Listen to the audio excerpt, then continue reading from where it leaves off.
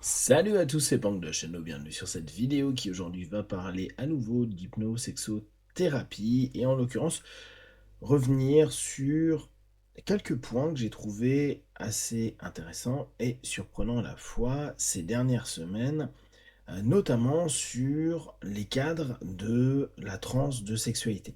Alors, comme vous le savez, pour moi, l'hypnosexo, c'est vraiment chercher à comprendre au travers des trans hypnotiques que l'on vit au quotidien ou qui sont suggérés, créés, euh, développés, un parallèle ou en tout cas une compréhension qui pourrait être plus simple pour les hypnoles, ceux qui sont déjà intéressés par l'auto-hypnose, etc. Et offrir éventuellement des pistes à travailler pour que les choses puissent se passer mieux et que dans son rapport à la sensualité et à la sexualité, il y ait un mieux-être ou en tout cas un état plus OK pour soi vis-à-vis de cette partie de nous. Première chose, vous avez certainement entendu et constaté que il y a beaucoup de personnes qui, durant cette période d'été, vont se plaindre que certaines femmes vont sur les plages faire du topless ou se promener maintenant avec les maillots qui, comme au Brésil, sont plutôt des strings. Ceux qui se plaignent la plupart du temps, paradoxalement, c'est des hommes. C'est pour moi un élément intéressant parce que on pourrait se dire, ok, valeurs, croyances, et au travers de ça, tu estimes que bah, les personnes devraient aller dans ton sens. C'est en gros mon récit intérieur est plus fort que celui des autres et mon récit intérieur, vu qu'il est biaisé, et donc qu'il est juste là pour me confirmer ce que j'ai envie de vivre, percevoir, etc., j'ai envie de l'imposer à tout le monde. Donc ça, on connaît, on le fait tous sur plein de sujets. Là, en l'occurrence, ce qui m'intéresse et le lien que je veux vous faire, c'est que des femmes qui vont être topless ou s'habiller avec des bikinis qui sont très minimalistes. C'est pas elle le problème, ça on le sait, on va avoir beaucoup de discours autour de ça qui va dire bah non mais elle peut s'habiller comme ça, c'est autorisé. Si ça l'était pas, bah elle le ferait pas. Mais c'est ok. Et derrière, du coup, on a un contexte.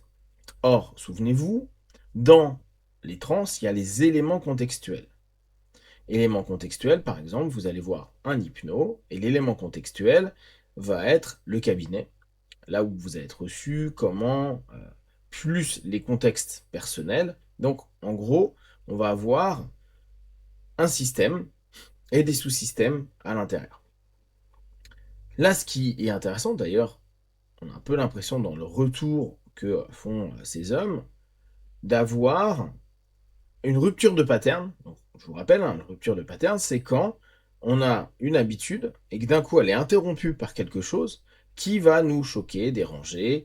Si on reprend nos notions, valeurs, croyances, quelque chose qui ne rentre pas dans les modèles qu'on connaît.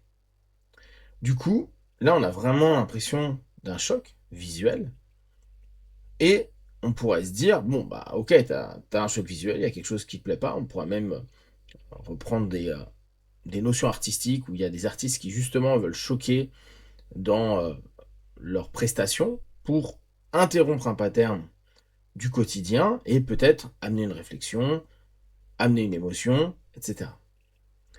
Là, il y a un lien qui se fait qui est un peu problématique, c'est j'ai une rupture de pattern et j'ai un discours interne, mes valeurs et mes croyances qui commencent à dire c'est pas bien, c'est n'importe quoi, on nous allume, après ces personnes-là s'étonnent qu'il se passe autant de problèmes, etc., etc.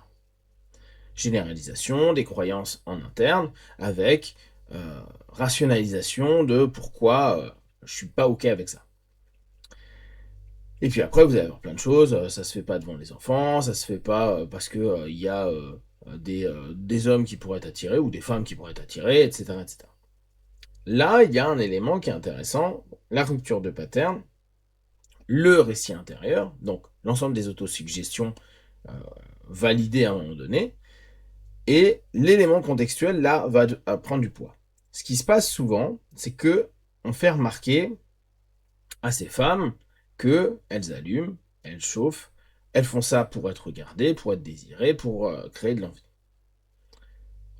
On va neutraliser cette notion à se dire, elles ont le droit de s'habiller comme elles ont envie, il n'y a pas d'interdiction à ce moment-là sur une plage, et si elles ont envie de faire du topless ou pas, ça les regarde.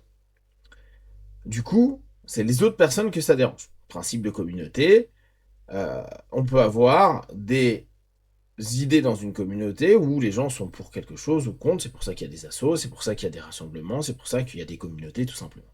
Mais là, on a un espace public où on a une liberté. L'élément contextuel, c'est être à la plage, peut-être être à la plage avec ses amis, avec sa famille, avec ses enfants, et c'est un élément qui est neutre et dans l'amusement. Sauf que dans l'interruption de pattern et la suggestion, tiens, je vois une femme qui est topless, la réaction que ça crée, l'autosuggestion que ça crée, c'est, tiens, elle est dans la séduction, dans une envie de se faire désirer, dans euh, attirer les regards. Qu'importe ce qui va être traduit, ce qui n'est pas vrai, étant donné que, je rappelle, le contexte, c'est quelqu'un qui va sur une plage, s'habille comme elle a le droit de s'habiller, ou peut s'habiller, et vivre sa journée. On n'est pas dans un club échangiste, on n'est pas dans un club de striptease, on n'est pas dans des contextes de sexualisation à un moment donné. Et j'insiste parce que c'est vers ça que je veux aller. En gros, c'est l'autosuggestion qui dit, tiens, je vois une poitrine de femme, et donc, c'est automatiquement pour allumer, attiser mon désir, mes envies, ma sexualité. Ce qui n'est pas le cas. Vous pouvez le généraliser après pour les personnes qui s'habillent plus légèrement à certains moments, dans la rue ou dans tout plein de contextes dits neutres. Allez, mettons même quelqu'un qui arrive assez sexy au travail. Dans tout ce qu'il y a de plus clean, il n'y a pas de problème, ça dépasse rien du tout, mais la considération masculine à ce moment-là, on va généraliser plutôt sur les hommes que sur les femmes, ça va être ah bah oui, bah elle fait ça pour être vue, pour être regardée, pour être appréciée, parce qu'elle a envie de se trouver un mec, parce qu'elle a envie d'allumer les mecs, parce qu'elle désire. Mais tout ça, c'est pas vrai. L'élément contextuel, c'est quelqu'un qui va au boulot, où tu peux prendre les faits, pour toi, elle te semble sexy, elle te semble jolie, elle se semble apprêtée, etc., etc.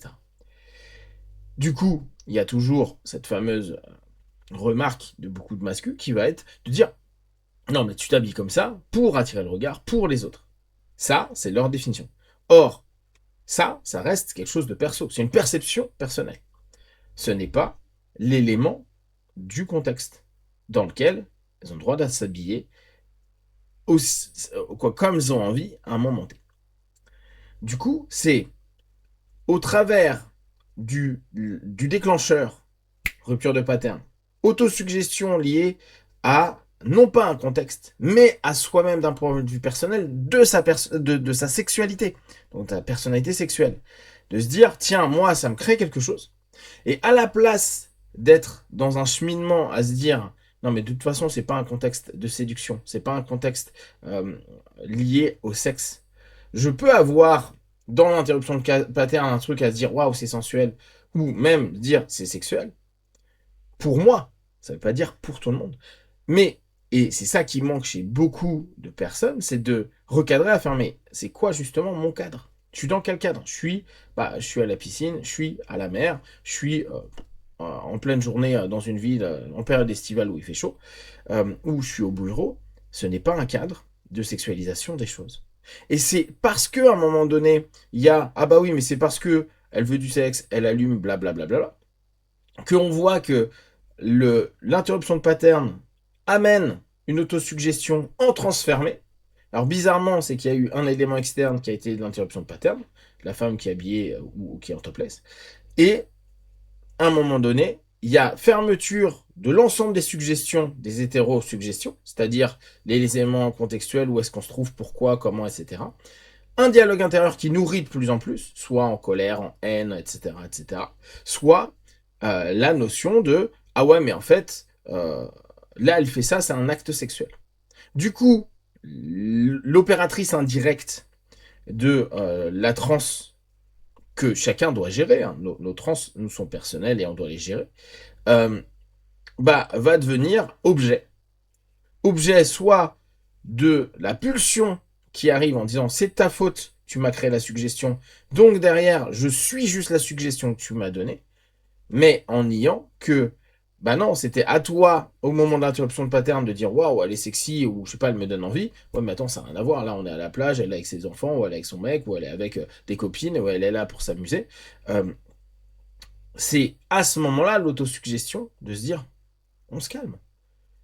Ça c'est pas parce que moi j'estime que des choses sont sensuelles et ou sexuelles, que j'ai à objectiver l'autre pour devenir juste le réceptacle de mon autosuggestion et puis après potentiellement des actions menées par mes autosuggestions, initialement parce que j'ai une rupture de pattern qui correspond pas à mes valeurs, croyances, et cetera, et cetera.